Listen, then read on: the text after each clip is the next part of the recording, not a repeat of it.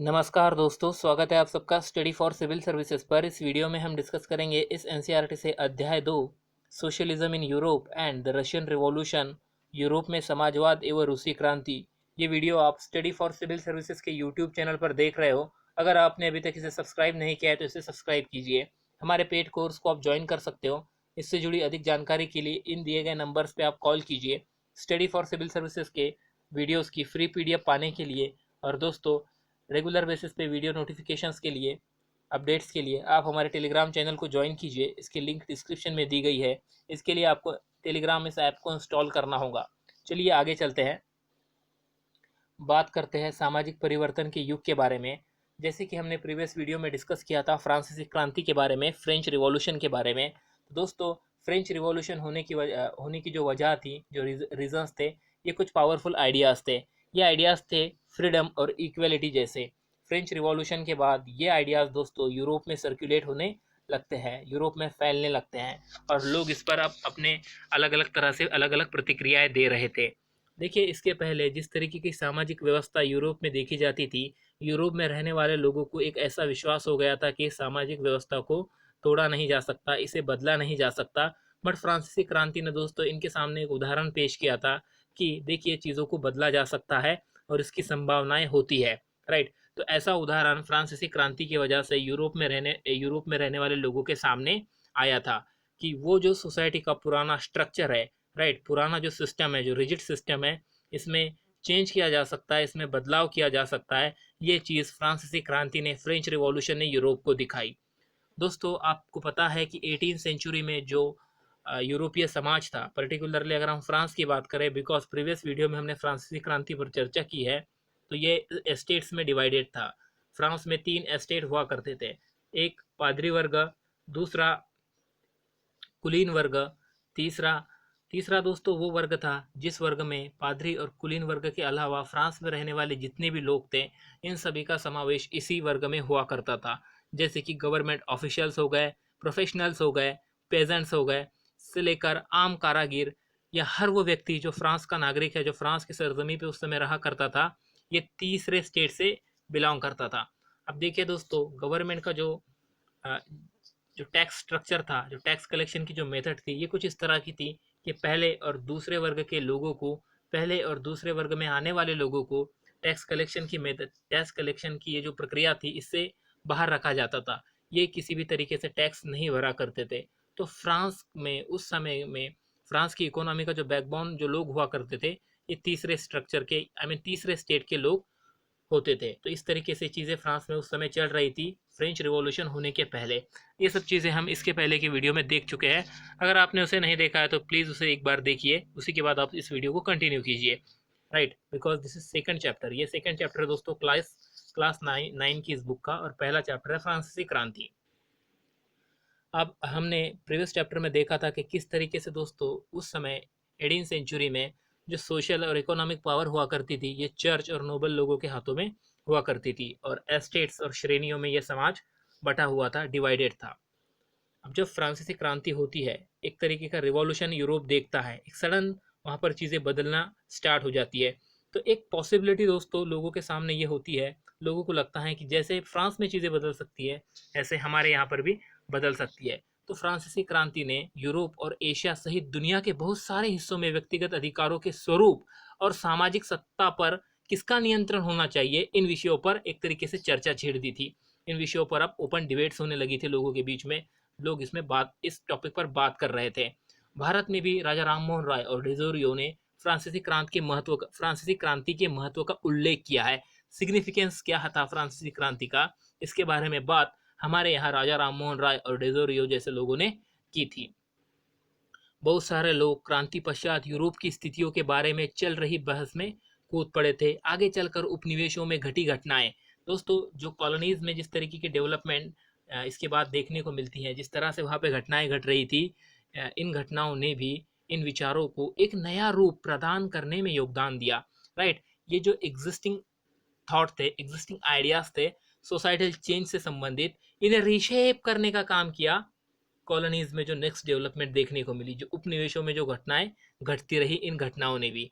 आगे चलते हैं, आगे हम बात करते हैं दोस्तों कि यूरोप में उस समय जो लोग रहा करते थे, यूरोप में रहने वाला हर कोई व्यक्ति पूरी तरीके से बदलाव नहीं चाहता था, एक कंप्लीट ट्रांसफॉर्मेशन नहीं चाहता था अपनी सोसाइटी का। तो ये लोग क्या चाहते थे, ये कौन लोग थे जो इस तरीके का बदलाव नहीं चाहते थे? दोस्तों, कुछ लोग ऐसे भी थे जो समाज में बदलाव तो चाहते थे, बट सडन चेंज नहीं चाहते थे, ये धीरे धीरे समाज को बदलना चाहते थे। ये लोग ऐसे थे, इनका मानना ये था, इनका विश्वास ये था कि हम बदलने के लिए तो तैयार है, बट ये बदलाव ग्रेजुअल होना चाहिए, धीरे धीरे होना चाहिए, राइट? एक तरीके से सडन चेंज नहीं होना चाहिए। अब इसमें कुछ कंजर्वेटिव्स थे, कुछ लिबरल्स थे, तो कुछ रेडिकल्स थे। कंजर्वेटिव्स जिन्हें हम रूढ़िवादी कहते हैं, लिबरल्स जिन्हें दोस्तों हम उदारवादी कहते हैं, और रेडिकल जिन्हें जिन्हें हम आमूल परिवर्तनवादी कहते हैं। तो ये लोग कौन थे? ये जो शब्द है liberal, radical, conservatives, in terms का अर्थ क्या है? और दोस्तों, क्या इन टर्म में कुछ समानताएं हैं? क्या ये टर्म एक दूसरे से अलग अलग है? और इन टर्म्स का जो अर्थ होता है, जो मीनिंग होती है, कि हर समय पर हर जगह पर इक्वल होता है, राइट? इन सब चीज़ों के बारे में बात आगे हम करेंगे, राइट? कुछ रूढ़िवादी थे तो कुछ उदारवादी थे, तो दोस्तों कुछ आमूल परिवर्तनवादी थे। अब देखिए, उस समय के संदर्भ में इन शब्दों का क्या मतलब था? Did this what did this term really mean in the context of the time? राजनीति राजनीति की इन धाराओं में क्या फर्क था, और कौन कौन सी ऐसी बातें थी जो इनमें समान थी? यहाँ दोस्तों हमें ध्यान रखना चाहिए कि ये जो शब्द हैं, इन शब्दों का अर्थ काल और परिवेश में एक नहीं होता है। ये जो शब्द है, इन शब्द का अर्थ कॉन्टेक्स्ट और टाइम को अगर हम देखें, तो दोस्तों इसमें एक जैसा नहीं होता है। We will look briefly at some of the important political tradition of the 19th century and see how they influence change. Then we will focus on the historical event in which there was an attempt at radical transformation of society through the revolution in Russia. Socialism became one of the most significant and powerful idea to shape the society in 20th century. देखिए दोस्तों, 20वीं शताब्दी के समय socialism एक इस तरीके का powerful, एक शक्तिशाली आइडिया बन चुका था, राइट? इसके बारे में बात अब हम यहाँ से आगे करेंगे। तो इस अध्याय में 19वीं शताब्दी की कुछ महत्वपूर्ण राजनीतिक परंपराओं के बारे में बात की गई है, कुछ इंपॉर्टेंट राजनीतिक परंपराओं के बारे में बात की गई है, पॉलिटिकल ट्रेडिशंस के बारे में बात की गई है। और दोस्तों, परिवर्तन के संदर्भ में इन चीज़ों ने क्या अपना असर डाला, इस बारे में भी चर्चा की गई है, चीज़ें हमारे सामने एक्सप्लेन की गई है। ये ऐतिहासिक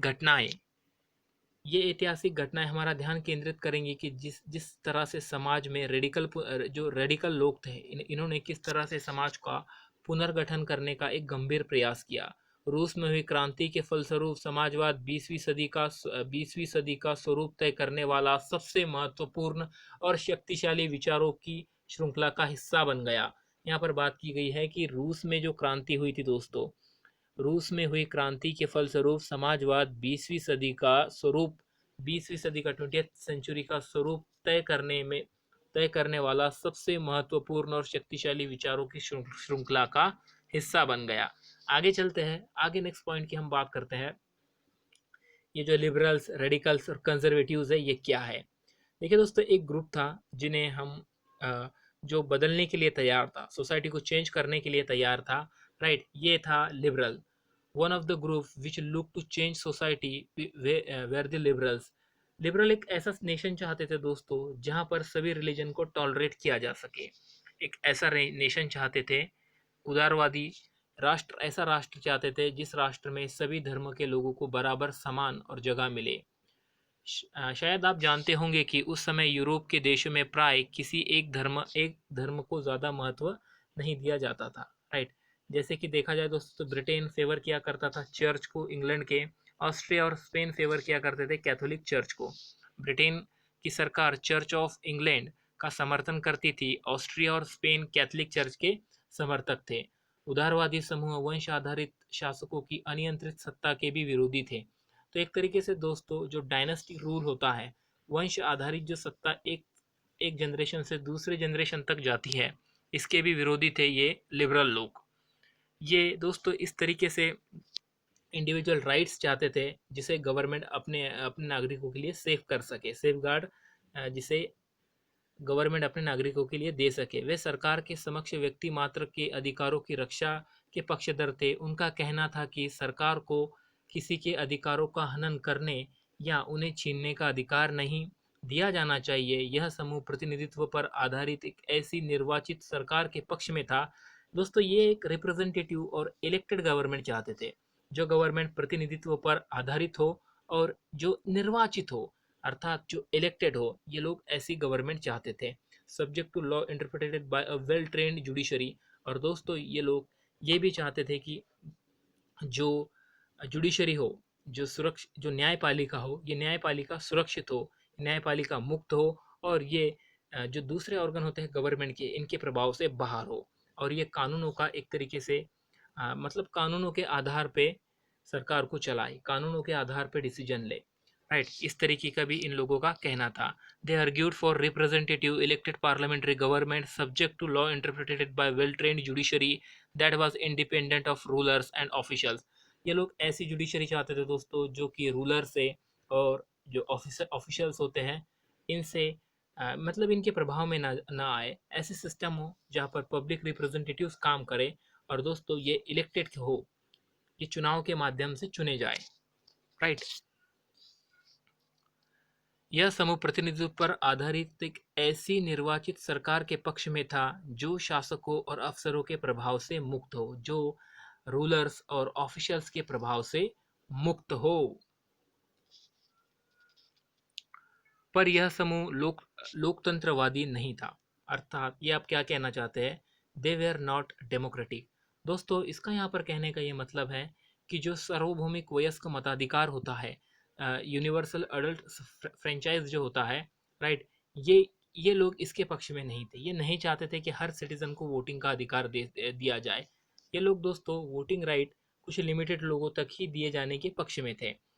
उनका मानना था कि वोट का अधिकार केवल संपत्तिधारियों को ही मिलना चाहिए, उन लोगों को ही मिलना चाहिए जिन लोगों के पास प्रॉपर्टी है। राइट, तो यहाँ पर हमने दोस्तों लिबरल्स के बारे में बात की। क्या चीज़ें इस स्लाइड हमें लिबरल्स के बारे में बताती है। लिबरल्स ऐसे लोग थे, ये एक ऐसा नेशन चाहते थे जिस नेशन में सभी रिलीजन्स को टॉलरेट किया जा सके, सभी रिलीजन्स के लिए जगह हो। उस समय अगर हम यूरोप का समाज देखें दोस्तों, और रिलीजन पॉइंट ऑफ व्यू देखें, तो हमें देखने को मिलता है कि वहाँ पर इंग्लैंड के चर्च को फेवर करता है। ब्रिटेन और ऑस्ट्रिया, ये जो कंट्रीज थी, ये कैथोलिक चर्च को फेवर करती है। तो रिलीजन में भी अलग अलग फेवर्ड हमें यहाँ पर देखने को मिलते हैं। लिबरल्स डायनेस्टिक रूल के भी अगेंस्ट थे। ये नहीं चाहते थे कि एक एक पीढ़ी से दूसरी पीढ़ी तक जिस तरीके से सत्ता को ट्रांसफ़र किया जा रहा है, ऐसा ही चलता रहे। इंडिविजुअल्स के लिए दोस्तों ऐसे राइट्स चाहते थे जिस राइट्स को उनकी गवर्नमेंट उनके लिए, मतलब अपने नागरिकों के अधिकारों की रक्षा उनकी गवर्नमेंट के द्वारा की जानी चाहिए। ये एक रिप्रेजेंटेटिव्स और इलेक्टेड पार्लियामेंट्री गवर्नमेंट चाहते थे। जो इलेक्टेड पार्लियामेंट्री गवर्नमेंट, जो रिप्रेजेंटेटिव्स दोस्तों, एक ऐसी जुडिशरी के साथ हो जो जुडिशरी किसी भी तरीके के प्रभाव से मुक्त हो, जो जुडिशरी रूलर्स और इन ऑफिशियल्स के प्रभाव में ना आए। बट ये लोग डेमोक्रेट नहीं थे, ये लोकतंत्रवादी नहीं थे।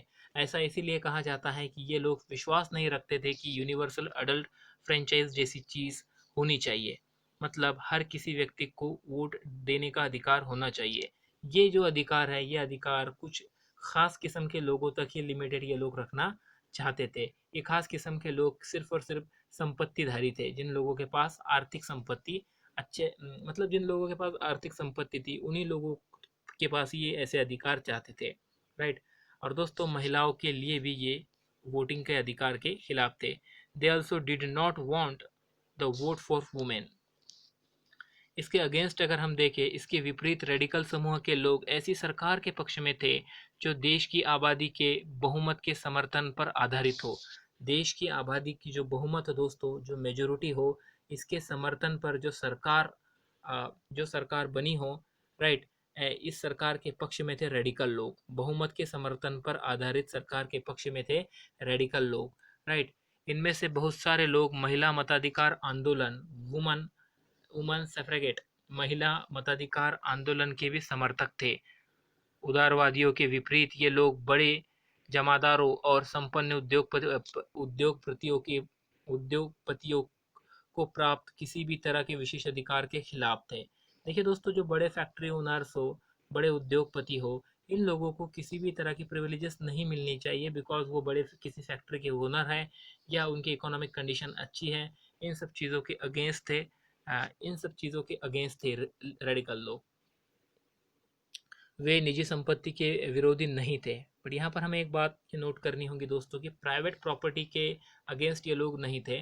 बट ये किस चीज़ के अगेंस्ट थे? वे निजी संपत्ति के विरोध में नहीं थे, लेकिन केवल कुछ लोगों के पास संपत्ति के संकेंद्रण का ये लोग विरोध करते थे, विरोध किया करते थे। देखिए दोस्तों, कॉन्सेंट्रेशन जो होता है प्रॉपर्टी का, ये सिर्फ कुछ ही लोगों के हाथों में हो, इसके ये लोग अगेंस्ट थे। बट प्राइवेट प्रॉपर्टी के ये लोग अगेंस्ट नहीं थे। तो यहाँ पर रेडिकल की कुछ बातें कही गई है। रेडिकल महिला वोटिंग के समर्थक थे, महिला आंदोलनों के समर्थक थे। राइट, ये चाहते थे दोस्तों कि मेजोरिटी पॉपुलेशन के बेस पे ही सरकार बनाई जाए। लिबरल जिस तरीके से चाहते थे कि कुछ लिमिटेड लोगों तक ही वोटिंग का अधिकार रह सके, मताधिकार रह सके, जो लोग रीच है, ये लोग ऐसा नहीं चाहते थे। ये चाहते थे दोस्तों कि वोटिंग का अधिकार सबको मिलना चाहिए, सिर्फ कुछ खास लोगों तक को ही खास प्रिविलेजेस नहीं मिलनी चाहिए।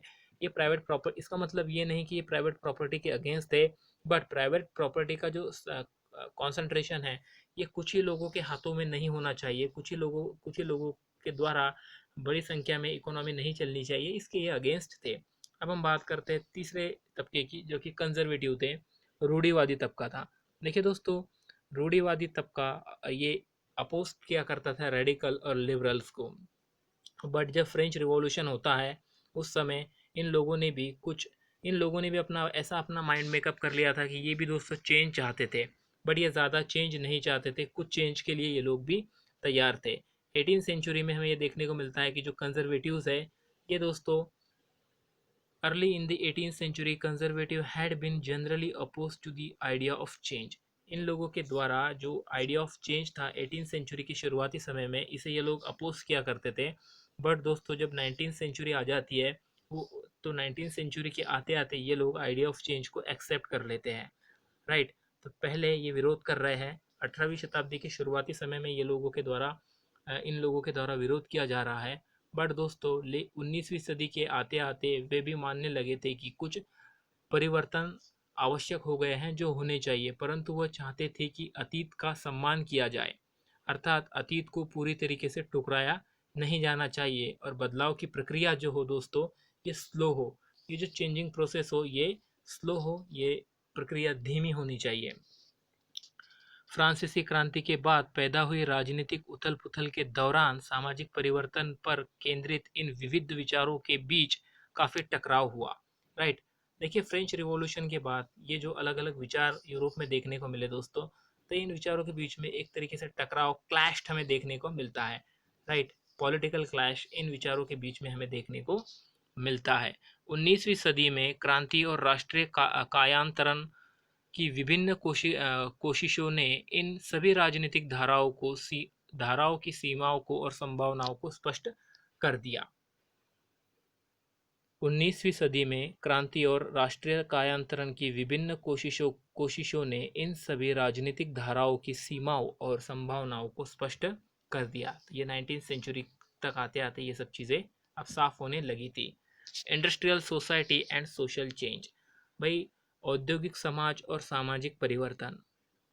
देखिए दोस्तों, जो पॉलिटिकल ट्रेंड है, ये एक तरीके का साइन था कि अब नया टाइम आ चुका है। जिस तरीके से पॉलिटिकल ट्रेंड्स बदल रहे थे, जैसे कि हमने देखा कि जो रूढ़िवादी लोग थे, जो कंजर्वेटिव लोग थे, लोग ये जो चेंज का आइडिया था इसके अगेंस्ट थे 18वीं शताब्दी के शुरुआती समय में। बट दोस्तों, 19वीं शताब्दी के आते आते या 19वीं शताब्दी के समय तक ये लोग अब इस बात को स्वीकार करने लगे थे कि कुछ बदलाव किए जाने चाहिए। बट ये चाहते थे कि बदलाव हो, ये स्लो प्रोसेस की तरह हो, धीमी गति से हो, और पास्ट को रिस्पेक्ट की जानी चाहिए। तो ये सब चीज़ें एक चीज़ की ओर इशारा कर रही थी कि अब समय बदल रहा है। ये टाइम था दोस्तों सोशल और इकोनॉमिक चेंज का भी, जब नई सिटीज़ बन रही थी, नए इंडस्ट्रियल रीजन्स बन रहे थे, रेलवे एक्सपैंड हो रही थी और इंडस्ट्रियल रिवॉल्यूशन हो रहा था। इंडस्ट्रीज़ में महिलाएं, पुरुष और बच्चे अब काम करने लगे थे।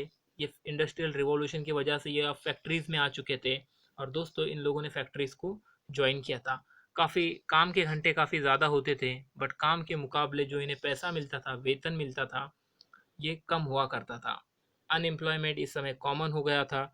और दोस्तों देखा जाए तो इंडस्ट्रियल जो गुड्स थी इनके लिए डिमांड भी कम हो रही थी। इंडस्ट्रियल गुड्स के लिए डिमांड भी डिक्रीज हो रही थी। Housing and sanitation were problems since town were growing rapidly.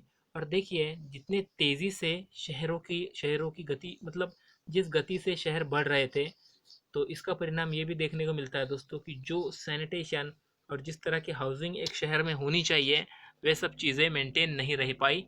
Right. तो इन सब चीज़ों के सॉल्यूशन को ढूंढने का काम करते हैं liberal and radical search for solution to these issues. ये जो इश्यूज, नए इश्यूज यूरोप फेस कर रहा था, ये यूरोप में के अलग अलग देश फेस कर रहे थे दोस्तों। इन इश्यूज को सॉल्व करने के लिए, इन नई समस्याओं से डील करने के लिए उदारवादी और रेडिकल दोनों ही इन समस्याओं का हल खोजने की कोशिश में लग जाते हैं। लगभग सभी लगभग सभी उद्योग एक इंडिविजुअल ओनर्स के हुआ करते थे। Almost all industries were the property of individuals. देखा जाए दोस्तों तो उस समय ज़्यादातर जो उद्योग थे, ऑलमोस्ट ऑल इस शब्द का यहाँ पर प्रयोग किया जा रहा है, ये व्यक्तिगत स्वामित्व के थे, जिसका ओनर, जिसका मालिक कोई एक व्यक्ति था। लिबरल और रेडिकल ये जो लोग थे दोस्तों, जो इन विचारों को प्रमोट किया करते थे या जिन्हें लिबरल और रेडिकल के नाम से उस समय पहचाना जाता था, इन लोगों के पास भी काफ़ी संपत्तियाँ थी। और ये लोग भी एक तरह से देखा जाए तो फैक्ट्री ओनर्स थे और एम्प्लॉयर थे। ये लोग वो थे जो दूसरे लोगों को नौकरी पर रखा करते थे, एम्प्लॉयर्स थे। उन्होंने व्यापार और औद्योगिक औद्योगिक व्यवसायों के जरिए धन दौलत इकट्ठा की थी, इसीलिए वे चाहते थे कि इसी तरह के प्रयासों को ज़्यादा से ज़्यादा बढ़ावा दिया जाए, इसी तरीके के एफर्ट्स को दोस्तों ज़्यादा से ज़्यादा इंकरेज किया जाए। बिकॉज इन लोगों के पास जो वेल्थ इकट्ठा हुई थी, ये वेल्थ ट्रेड के माध्यम से इकट्ठा हुई थी, इंडस्ट्रियल वेंचर्स की वजह से इनके पास ये चीज़ें आई थी। और यही चाहते थे कि इसी दिशा में और काम हो, इसी चीज़ों को ज़्यादा से ज़्यादा इनकरेज किया जाए, जिससे दोस्तों इनके पास भी धन आता रहे और यूरोप का भी विकास होता रहे, ऐसी इनकी मान्यता थी। इन लोगों को लगता था कि अगर मजदूर स्वस्थ हो और नागरिक पढ़े लिखे हो, राइट, इन लोगों को क्या लगता था दोस्तों कि जो लेबर है ये हेल्दी हो और सिटीजन एजुकेटेड हो, वर्क फोर्स हेल्दी हो और सिटीजन एजुकेटेड हो, तो इसका लाभ इकोनॉमी को मिलता है। ये लोग जन्मजात मिलने वाले विशेषाधिकारों के विरुद्ध थे। बट दोस्तों ये लोग जन्मजात जो विशेष अधिकार दिए जाते हैं इसके विरुद्ध थे। व्यक्तिगत प्रयास, श्रम और उद्यमशीलता में उनका गहन विश्वास था। उनकी मान्यता थी कि यदि हर एक को व्यक्तिगत स्वतंत्रता दी जाए, राइट, अगर हर हर एक इंडिविजुअल्स को व्यक्तिगत स्वतंत्रता दी जाए, तो दोस्तों इस व्यक्तिगत स्वतंत्रता का इस्तेमाल वो कर सकता है। जैसे कि उदाहरण के तौर पे ये कहते हैं कि भाई जो पुअर लोग हैं, अगर ये लोग फैक्ट्री में काम करते हैं और जिन लोगों के पास पैसा है ये लोग फैक्ट्री में अपना पैसा लगाते हैं दोस्तों, तो इससे क्या होगा कि देखिए जो काम कर रहे हैं इन्हें भी काम मिलेगा, इन्हें भी रोज़गार मिलेगा, इनके पास भी पैसा आएगा, जो लोग पैसा लगा रहे हैं इनका भी फायदा होगा। इस तरह से विकास किया जा सकता है। उनकी मान्यता थी कि यदि हर एक व्यक्ति को स्वतंत्रता दी जाए, गरीब को रोजगार मिले और जिन लोगों के पास पैसा है, जिन लोगों के पास पूंजी है, इन लोगों को बिन रोक टोक, किसी भी तरीके की रोक टोक के अलावा काम करने का मौका दिया जाए, तो समाज तरक्की कर सकता है। इसी कारण 19वीं सदी के शुरुआती दशकों में समाज में परिवर्तन के इच्छुक बहुत सारे कामकाजी स्त्री पुरुष, बहुत सारे मैनी वर्कर्स, बहुत सारे कामकाजी स्त्री पुरुष उदारवादी और रेडिकल समूह व पार्टियों के इर्द गिर्द गोलबंद हो गए थे। राइट, इस तरीके से स्थितियां यूरोप में बदल रही थी। दोस्तों आगे चलते हैं।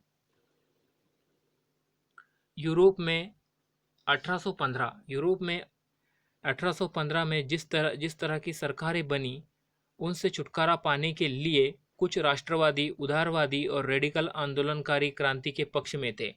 जिस तरीके से दोस्तों यूरोप में चीज़ें घट रही थी, तो इसके अगेंस्ट कुछ लोग, नेशनलिस्ट, लिबरल्स एंड रेडिकल्स, ये लोग यूरोप में रिवॉल्यूशन चाहते थे। ये समय था 1815 तक आते आते का, right. To put and the kind of government to establish in Europe, एक ऐसी गवर्नमेंट यूरोप में स्टैब्लिश की जा सके जो एक तरीके से देखा जाए तो लोगों के हित के लिए काम करे। फ्रांस, इटली, जर्मनी और रूस में ऐसे लोग क्रांतिकारी हो गए और राजाओं के तख्ता पलट का प्रयास करने लगे। फ्रांस, इटली, जर्मनी और दोस्तों रशिया में ये जो लोग थे अभी ये रिवॉल्यूशनरी बन चुके थे और एक तरीके से ये रजीम चेंज करना चाहते थे। जो मोनार्क वहाँ पर रूल कर रहे थे, एग्जिस्टिंग मोनार्क, उन्हें उखाड़ फेंकना चाहते थे, ये तख्ता पलट करना चाहते थे। राष्ट्रवादी कार्यकर्ता क्रांति के जरिए ऐसे राष्ट्र की स्थापना करना चाहते थे जिनमें सभी नागरिकों को समान अधिकार प्राप्त हो। दोस्तों ये जो नेशनलिस्ट लोग थे ये रिवॉल्यूशन के माध्यम से एक ऐसा ऐसा समाज बनाना चाहते थे, एक ऐसा नेशन बनाना चाहते थे जिस नेशन में हर इंडिविजुअल्स को इक्वल राइट हो। जैसे कि हमने शुरुआती समय में देखा कि इक्वालिटी और फ्रीडम के ये जो इक्वलिटी और फ्रीडम, ये जो पावरफुल विचार थे ये यूरोप में सर्कुलेट होने लगे थे आफ्टर द फ्रांसीसी क्रांति। आफ्टर द फ्रांसीसी क्रांति 1815 के बाद इटली के राष्ट्रवादी गेसिफे मैगजीनी ने यह लक्ष्य प्राप्त करने के लिए अपने समर्थकों के साथ मिलकर राजा के खिलाफ साजिश रची दोस्तों। और भारत सहित दुनिया भर के राष्ट्रवादी उनके उनकी रचनाओं को पढ़ते थे। मैगजीनी के काफ़ी फॉलोवर थे दोस्तों, उनके राइटिंग के फॉलोवर काफ़ी लोग थे और उनके रचनाओं को पढ़ा करते थे। क्या आप एक नाम बता सकते हो कमेंट बॉक्स में किसी एक ऐसे भारतीय किसी एक भारतीय ऐसे भारतीय फ्रीडम फाइटर का जो मैजिग्नी के फैन थे या जो मैजिग्नी के राइटिंग में विश्वास रखा करते थे? कमेंट बॉक्स आपके लिए ओपन है, देखते हैं कितने लोग आंसर्स दे पाते हैं। आगे चलते हैं दोस्तों, नेक्स्ट पॉइंट पर बात करते हैं यूरोप में समाजवाद का आना। राइट, इस अध्याय का नाम ही है यूरोप में सोशलिज्म और रशियन रिवॉल्यूशन। राइट, तो अब हम बात कर रहे हैं कि यूरोप में किस तरीके से समाजवाद आता है। समाज के पुनर्गठन की संभवतः सबसे दूरगामी दृष्टि प्रदान करने वाली विचारधारा समाजवाद की ही थी। दोस्तों एक तरीके से देखा जाए तो फार सर्चिंग विजन के रूप में हम समाजवाद को, सोशलिज्म को देख सकते हैं। 19वीं सदी के मध्य तक यूरोप में समाजवाद एक जाना पहचाना विचार था, उसकी तरफ बहुत सारे लोगों का ध्यान आकर्षित हो रहा था। दोस्तों बहुत सारे लोग ये जो आइडिया है समाजवाद का, इस समाजवाद के आइडिया के प्रति अट्रैक्टेड हो रहे थे। राइट, इस आइडिया ने काफ़ी सारे लोगों का अटेंशन अपनी ओर डाइवर्ट किया था। तो सोशलिज्म के प्रति लोगों का अट्रैक्शन बढ़ रहा था, लोग इसके और एक तरीके से इंटरेस्ट इसमें दिखा रहे थे। समाजवादी जो थे दोस्तों ये निजी संपत्ति के विरोधी थे। Socialist were against the private property and saw it as the root of the all social ills of the time.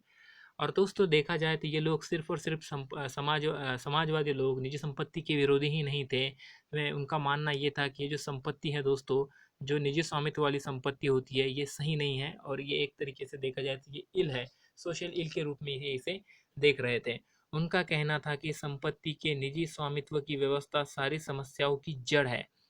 ऐसा ये क्यों मानते थे दोस्तों? इस तरीके का ये लोग क्यों, इनका ऐसा क्यों कहना था? Why they believe in this that way?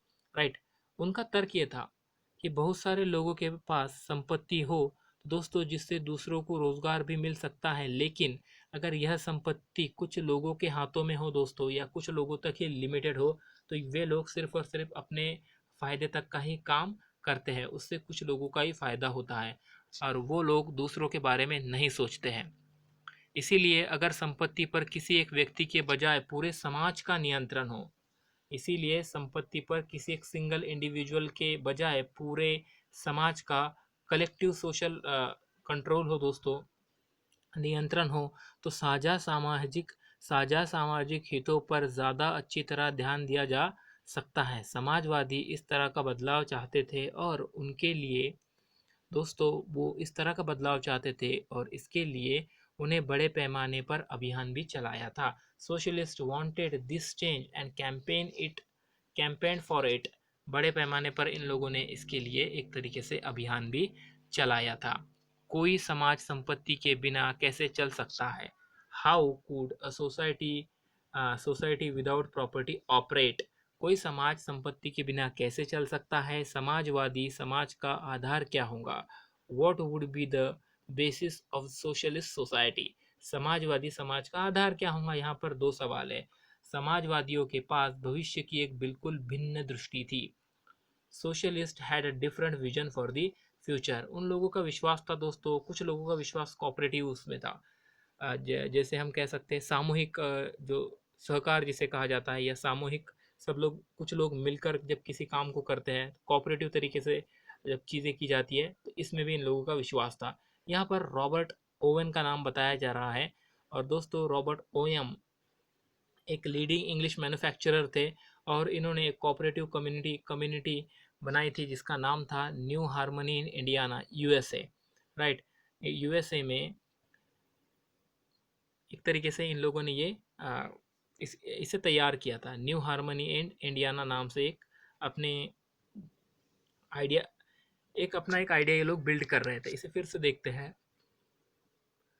England के जाने माने उद्योगपति रॉबर्ट ओवेन ने इंडियाना में नया समन्वय के नाम से एक नए तरह का समुदाय की रचना का प्रयास किया। ठीक है, एक नए तरह की समुदाय की रचना का प्रयास था। कुछ समाजवादी मानते थे कि केवल व्यक्तिगत पहलकदमी से बहुत बड़े सामूहिक खेत नहीं बनाए जा सकते। वह चाहते थे कि सरकार अपनी तरफ से सामूहिक खेती को बढ़ावा दे। राइट, वे चाहते थे दोस्तों कि गवर्नमेंट अपनी तरह से सामूहिक खेती को एनकरेज करे, कोऑपरेटिव्स को एनकरेज करे। इन फ्रांस फॉर इंस्टांसेस, अब यहाँ पर फ्रांस के बारे में बताया जा रहा है। फ्रांस में लुई ब्लांक चाहते थे कि सरकार पूंजीवादी उद्यमों की जगह सामूहिक उद्यमों को बढ़ावा दे।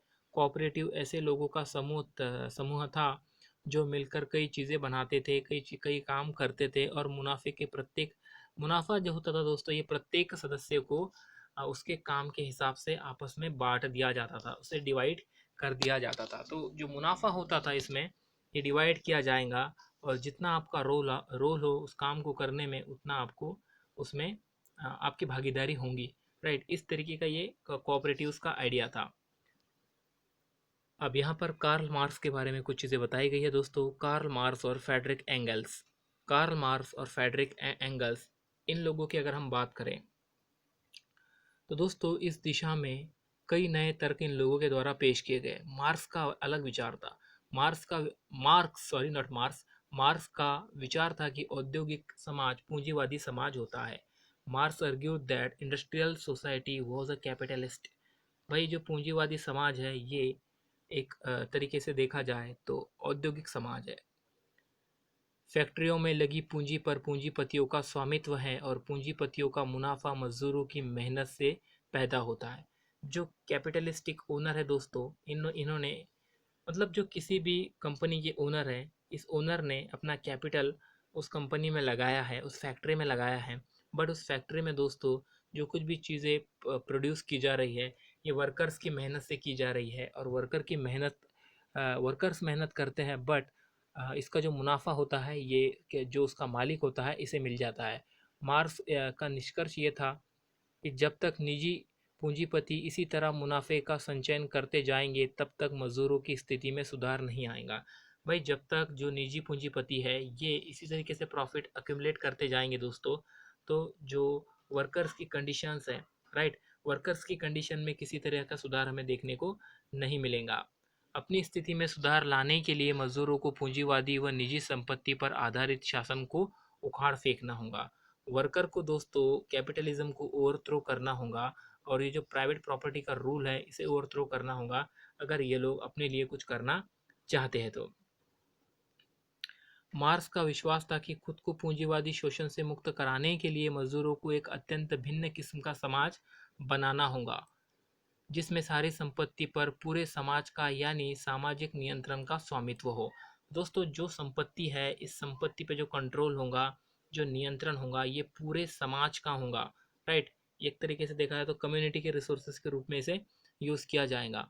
उन्होंने भविष्य के इस समाज को साम्यवादी समाज का नाम दिया। इसे दोस्तों इन्होंने कम्युनिस्ट सोसाइटी कहा। इस सोसाइटी को इन्होंने नाम दिया कम्युनिस्ट सोसाइटी। मार्क्स का मार्क्स मार्क्स का विश्वास था कि पूंजीपतियों के साथ होने वाले संघर्ष में जीत अंततः मजदूरों की ही होगी। उनकी राय में कम्युनिस्ट समाज के ही भविष्य का समाज होगा। दोस्तों मार्क्स इस तरीके से विश्वास रखते थे कि भाई जो फ्यूचर में जो सोसाइटी होंगी ये कम्युनिस्ट सोसाइटी ही होंगी, और कम्युनिस्ट समाज ही फ्यूचर का समाज होगा। अब हम बात करते हैं समाजवाद के समर्थन के बारे में। देखिए दोस्तों, 1870 तक सोशलिस्ट आइडिया अब यूरोप में काफ़ी स्प्रेड हो चुके थे। To coordinate their effort, socialist form an international body namely the second international. अपने प्रयासों में समन्वय लाने के लिए समाजवादियों ने द्वितीय इंटरनेशनल के नाम से एक अंतर्राष्ट्रीय संस्था बनाई। इंग्लैंड और जर्मनी के मजदूरों ने अपनी जीवन और कार्य स्थिति में सुधार लाने के लिए संगठन बनाना शुरू किए। संकट संकट के समय अपने सदस्यों को मदद पहुंचाने के लिए इन संगठनों ने कोष स्थापित किए और काम के घंटों में कमी तथा मताधिकार के लिए आवाज़ उठाना शुरू कर दिया। दोस्तों, जो वर्किंग आवर्स है इसे भी इसे भी रिड्यूस किया जाना चाहिए, और जो राइट टू वोट है इसके लिए भी इन लोगों के द्वारा आवाज़ उठाया गया। मताधिकार के लिए आवाज़ उठाना शुरू हो गया था। काम के घंटों को कम करने के लिए आवाज़ उठाना शुरू हो चुका था। यहाँ पर दोस्तों, जर्मनी में सोशलिस्ट डेमोक्रेटिक पार्टी एसपीडी के साथ इन संगठनों के काफ़ी गहरे रिश्ते थे और संसदीय चुनाव में वे पार्टी की मदद भी करते थे। 1905 तक ब्रिटेन के समाजवादियों और ट्रेड यूनियन आंदोलनकारियों ने लेबर पार्टी के नाम से अपनी एक अलग पार्टी बनाई थी। 1905 तक दोस्तों, ब्रिटेन के समाजवादियों ने और ट्रेड यूनियन आंदोलनकारियों ने लेबर पार्टी के नाम से लेबर पार्टी के नाम से अपनी एक अलग पार्टी बनाई थी। फ्रांस में भी सोशलिस्ट पार्टी के नाम नाम से एक ऐसी ही पार्टी का गठन किया गया था। फ्रांस में भी दोस्तों एक ऐसी ही पार्टी बनाई गई थी। 1914 तक यूरोप में समाजवादी, मतलब देखा जाए दोस्तों, तो इतने जो समाजवाद के नाम से काम हो रहे थे, समाजवाद में विश्वास रखकर लोग काम कर रहे थे, बट 1914 तक समाजवादी सरकार यूरोप में कहीं पर भी नहीं बन पाई थी। देखिए, संसदीय राजनीति में ये लोग थे, उन्होंने कानून बनाने में मदद की, कानून बनाने में अहम भूमिका निभाई, मगर सरकार रूढ़िवादी, उदारवादियों और रेडिकलों के सरकार में रूढ़िवादियों, उदारवादियों और जो रेडिकल्स होते हैं दोस्तों, इनका ही दबदबा था। राइट, इनकी सरकारें रही। Next is a Russian revolution. देखिए, रशियन रिवॉल्यूशन पर हम नेक्स्ट वीडियो में बात करेंगे, बिकॉज ऑलरेडी वीडियो काफ़ी बड़ा हो चुका है, 37 मिनट्स हो चुके हैं। तो ऐसा करते हैं, अब तक हमने जो कुछ चीज़ें देखी एक बार इसे रिवाइज कर लेते हैं और क्विक रिवाइज करते हैं। कैसे रिवाइज करते हैं? क्विक रिवाइज करते हैं। चलिए पीछे चलते हैं। यही से हमने स्टार्ट किया था, एज ऑफ सोशल चेंज से हमने स्टार्ट किया था। फ्रेंच रिवॉल्यूशन जो जिन आइडियाज़ की वजह से हुआ था दोस्तों, फ्रीडम और इक्वलिटी, ये आइडियाज़ अब यूरोप में सर्कुलेट हो रहे थे और लोगों का एक तरीके से विश्वास बन रहा था कि जैसे फ्रांस में रिवॉल्यूशन हो सकता है, वैसे वे यूरोप में जिन जिन देशों में रह रहे हैं वहाँ पर भी चीज़ें बदली जा सकती है। 18वीं सेंचुरी में किस तरीके का समाज था, इसके बारे में हमने फ्रेंच रिवॉल्यूशन इस अध्याय में चर्चा की थी। जिस समाज पर चर्च का ही इकोनॉमिक रिसोर्सेज पे और सोशल पावर पर कंट्रोल था, इकोनॉमिक सोर्सेज पे और सोशल पावर पे कंट्रोल था। राइट, और इन्हें बदलना एक तरीके से पॉसिबल नहीं नज़र आ रहा था। बट जब इस तरीके का इवेंट होता है फ्रांस में, जिसे हम फ्रेंच रिवॉल्यूशन के नाम से जानते हैं, तो लोगों के बीच में राइट्स और सोशल पावर पर किसका अधिकार होना चाहिए, इन इन इन विषयों पर चर्चाएं होनी शुरू हो जाती है। जो सिग्निफिकेंस था फ्रांसीसी क्रांति का दोस्तों, इस पर राजा राम मोहन राय और डेजरियो जैसे लोगों ने भी यहाँ पर बातें लिखी है। जिस तरीके से कॉलोनीज में आने वाले समय में बदलाव होते गए, तो ये जो आइडिया था सोसाइटल चेंज का, ये इस वजह से भी रिशेप होता है। यूरोप में रहने वाला हर एक व्यक्ति बदलाव नहीं चाहता था। कुछ लोग ऐसे भी थे जो बदलाव चाहते थे, बट धीरे धीरे इन बदलावों को चाहते थे। कुछ लोग ऐसे थे जो कि सडन या यूँ कहे कि रेडिकल तरीके से चीज़ों को बदलना चाहते थे। कंजर्वेटिव्स, लिबरल्स और रेडिकल्स। अब देखिए, ये जो टर्म है, इन टर्म का क्या अर्थ है, तो पहले हम बात करते हैं दोस्तों लिबरल्स के बारे में। लिबरल्स ऐसे लोग थे जो कि एक ऐसा नेशन चाहते थे जिस नेशन में सभी धर्मों को टॉलरेट किया जा सके, सभी धर्मों के लिए जगह हो। ये डायनेस्टिक रूल के अगेंस्ट थे, ये लोग डायनेस्टिक रूल के अगेंस्ट थे। ये दोस्तों एक ऐसी सरकार चाहते थे जो अपने इंडिविजुअल्स के राइट की रक्षा करे, उन्हें सेफगार्ड करने का काम करे, रिप्रेजेंटेटिव हो, इलेक्टेड पार्लियामेंट्री सिस्टम हो, और वहाँ पर वेल ट्रेन जुडिशरी भी होनी चाहिए। बट लिबरल लोग डेमोक्रेट नहीं थे, ये यूनिवर्सल अडल्ट फ्रेंचाइज में विश्वास नहीं रखा करते थे, ये महिलाओं के वोटिंग के भी पक्ष में नहीं थे, ये सिर्फ उन्हीं लोगों के वोटिंग के पक्ष में थे जिनके पास संपत्ति हो। फिर इसके अगेंस्ट दोस्तों जो लोग थे ये रेडिकल थे। रेडिकल महिलाओं के वोटिंग के पक्ष में थे। महिलाओं के मताधिकार के लिए जो मूवमेंट चल रही थी इसका ये लोग सपोर्ट कर रहे थे। रेडिकल्स लिबरल्स की तरह नहीं थे दोस्तों। ये ये नहीं चाहते थे कि उन लोगों के पास कुछ ऐसे खास अधिकार हो जिन लोगों के पास धन संपत्ति हो। बट रेडिकल्स ऐसे भी नहीं थे कि ये एक तरीके से प्राइवेट प्रॉपर्टी के अगेंस्ट थे। ये प्राइवेट प्रॉपर्टी के अगेंस्ट नहीं थे, बट उसका जो एक्यूमुलेशन या कॉन्सेंट्रेशन कुछ लिमिटेड लोगों तक ही सीमित रहता है, ये इसके अगेंस्ट ज़रूर थे। कंजर्वेटिव्स ऐसे लोग थे जो किसी भी तरह का बदलाव नहीं चाहते थे। 18वीं सेंचुरी में तो दोस्तों ये चेंज के आइडिया को ही नहीं स्वीकार रहे थे। बट 19वीं सेंचुरी आते आते लिबरल्स लोगों के द्वारा ये आइडिया ऑफ चेंज को एक्सेप्ट किया जाने लगा। बट ये चाहते थे कि पास्ट की भी रिस्पेक्ट की जाए और स्लो तरीके से चीज़ों को बदला जाए। तो इस तरीके से हमें लिबरल, रेडिकल और कंजर्वेटिव्स के बारे में चीज़ों के बारे में पता चलता है। नेक्स्ट हमारा पॉइंट था industrial society and social change. देखिए पॉलिटिकल ट्रेंड बदल रहे थे बिकॉज समय बदल रहा था। तो समय किस तरीके से बदल रहा है, सोशल और इकोनॉमिक चेंजेस भी आ रहे थे, समय के साथ चीज़ें बदल रही थी। नए शहर बन रहे थे, इंडस्ट्रियल रीजन डेवलप हो रहे थे, रेलवे वगैरह एक्सपांड हो रही थी, राइट। अब देखिए इंडस्ट्रियल रीजन डेवलप हो रहे थे तो लोगों को काम भी मिल रहा था, बट कामों के घंटे जो थे, काम करने का जो समय था ये इंक्रीज हो रहा था। इन रिटर्न वेजेस उतने नहीं मिलते थे, राइट। अनएम्प्लॉयमेंट कॉमन हो रही थी बिकॉज अब मशीन्स का यूज़ किया जाने लगा था। एक तरीके से देखा जाए तो इंडस्ट्रियल रिवॉल्यूशन में ये भी एक रीज़न था जिस वजह से यूरोप में इंडस्ट्रियल रिवॉल्यूशन होता है। अब हाउसिंग और सैनिटेशन की प्रॉब्लम देखी जाने लगी थी बिकॉज शहर काफ़ी तेज़ी से एक्सपांड हो रहे थे, बढ़ रहे थे। अब इसे किस तरीके से सॉल्व की जाए, ये एक तरीके का इशू था दोस्तों, जिस पर रेडिकल और लिबरल लोग सोल्यूशंस को देख रहे थे। देखिए यही लोग तो थे जो इन इंडस्ट्रीज़ के मालिक थे बिकॉज इंडिविजुअल लोग ज़्यादा थे। ऑलमोस्ट सारे ही प्रॉपर्टी, सारे इंडस्ट्रीज़ के जो ओनर थे ये इंडिविजुअल्स थे, राइट। अब इनका इनका ऐसा मानना था दोस्तों कि जिन लोगों के पास पैसा है, जिन लोगों के पास धन है, इन लोगों ने अपने धन पैसे का यूज़ करके इंडस्ट्रीज डेवलपमेंट के लिए काम करना चाहिए, नए उद्योग लाने चाहिए।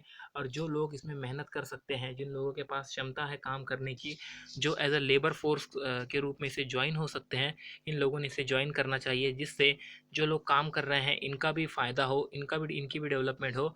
और जो लोगों ने इंडस्ट्री में पैसा लगाया है, कैपिटल इन्वेस्ट किया है, इनकी भी डेवलपमेंट हो।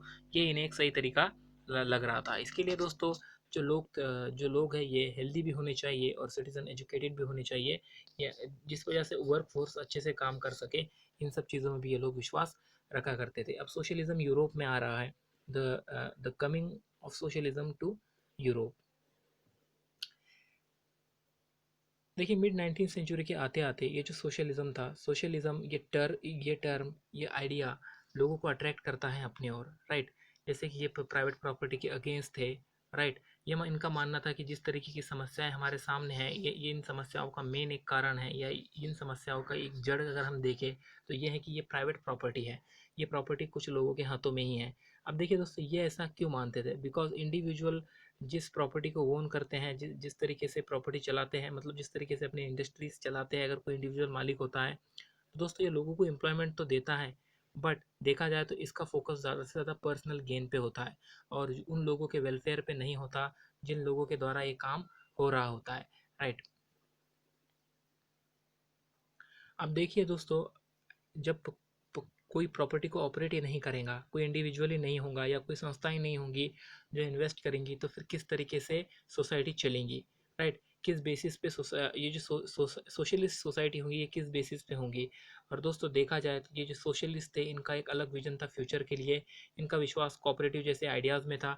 यहाँ पर रॉबर्ट ओवन का नाम बताया जा रहा है, जिन्होंने एक तरीके से एक कोशिश की थी इस दिशा में काम करने के लिए। फ्रांस में भी ऐसी चीज़ें हो रही थी। लुइस ब्लैंक का यहाँ पर नाम, लुइस ब्लैंक के बारे में यहाँ पर लिखा गया है। कार्ल मार्क्स और फ्रेडरिक एगल्स के आइडियाज़ के बारे में भी यहाँ पर बात की गई है दोस्तों, राइट। मार्क्स के जो आइडियाज़ थे ये थोड़े अलग थे देखा जाए तो।